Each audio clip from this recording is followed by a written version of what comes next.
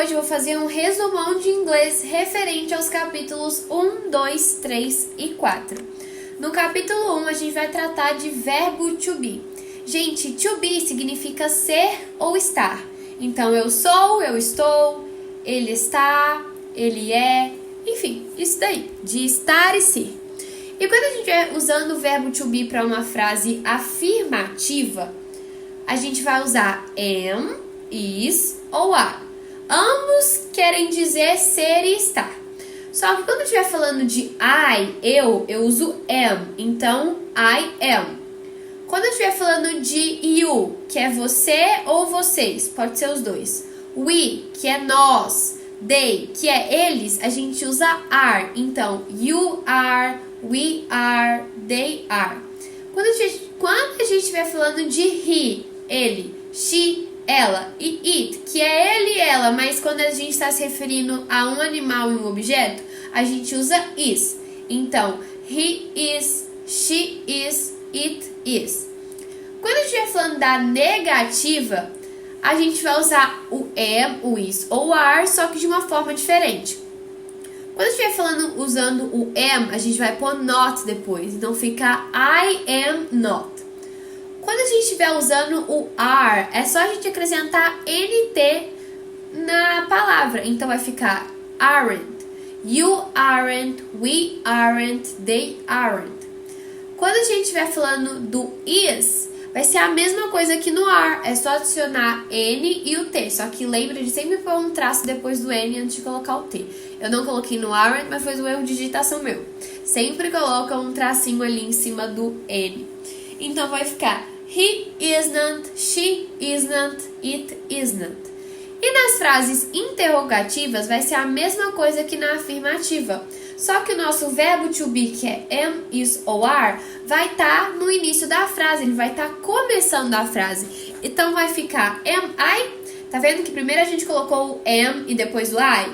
É a mesma coisa que a afirmativa, só que a gente troca a ordem. Vem primeiro o verbo to be e depois o sujeito, que é eu, enfim, quem está praticando a ação. Então vai ficar am I, is he, is she, is it, ou are you, are we, ou are they. Agora no nosso capítulo 2, a gente vai falar de pronomes possessivos. Pronomes possessivos, gente, é meu, deles, dela. Isso que é pronome possessivo, que pertence a alguém, ideia de possessão. Então, quando a gente estiver falando de I, se eu for falar que é meu, eu vou falar my. My é meu. Então, quando eu estiver referindo a uma coisa que é minha, eu vou usar my. Há uma coisa que é de você ou de vocês, eu vou falar your. Quando eu estiver falando de nós, vai ser our, nosso. Ou de they, their, deles. Agora, quando a gente estiver falando de he, a gente vai falar his, dele. Quando a gente estiver falando de ela, she, a gente vai falar her, dela.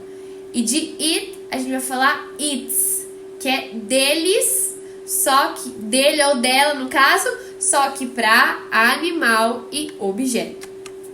No nosso capítulo 3, a gente vai falar de presente contínuo, ou present continuous, que é quando a gente acrescenta ing no final do verbo. Mas o que seria presente contínuo? Seria uma ação que ainda está acontecendo, por exemplo.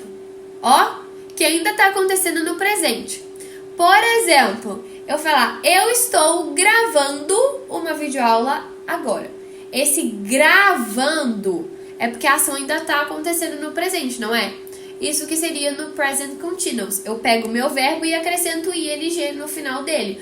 Por exemplo, gravar, gente, em inglês é record. Então, se eu tô falando que eu tô gravando, eu estou recording. Tá vendo que eu acrescentei ing no final? É a mesma coisa na escrita. E a gente tem as nossas double H questions, que é toda frase que começa com WH. Toda palavra que começa com WH. E quais são elas? What, que significa qual. When, que significa quando. Where, que significa onde. E who, que significa quem. Quando a gente vai fazer uma pergunta, tá? Por isso, double H questions. Perguntas com WH.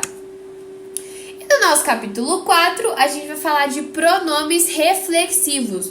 O próprio nome já diz, reflexivo da ideia de reflexo. Então, eu mesmo. O próprio sujeito que está fazendo a ação. Quando estiver falando de eu, I, vai ser myself. Por exemplo, I'm doing this homework myself. Eu estou fazendo essa tarefa por mim mesma. Então, esse myself seria pela própria pessoa. You é yourself, por você mesmo. Ou vocês mesmos. He, himself, por ele mesmo. She, herself, por ela mesma. It, itself, por ele ou ela mesmo, animal e objeto. We, ourselves, por nós mesmos. E agora, esse you é na ideia de vocês. Por isso que a gente coloca VES no final, ao invés de só colocar F. Como vocês podem perceber, sempre que a gente estiver falando sujeitos que estão no singular, que é uma pessoa só, a gente vai escrever self como SELF. Agora, quando a gente estiver tratando de sujeitos que estão no plural, é mais de uma pessoa que está fazendo a ação, a gente vai escrever no final SEL igual no outro, só que no lugar do F a gente vai pôr VES, VES. Então, nós fica ourselves, nós mesmos. Vocês fica yourselves, vocês por vocês mesmos. E they fica themselves, que seria por eles mesmos. E essa foi a nossa videoaula. Eu espero que vocês tenham gostado. Qualquer dúvida é só deixar aí nos comentários que eu respondo.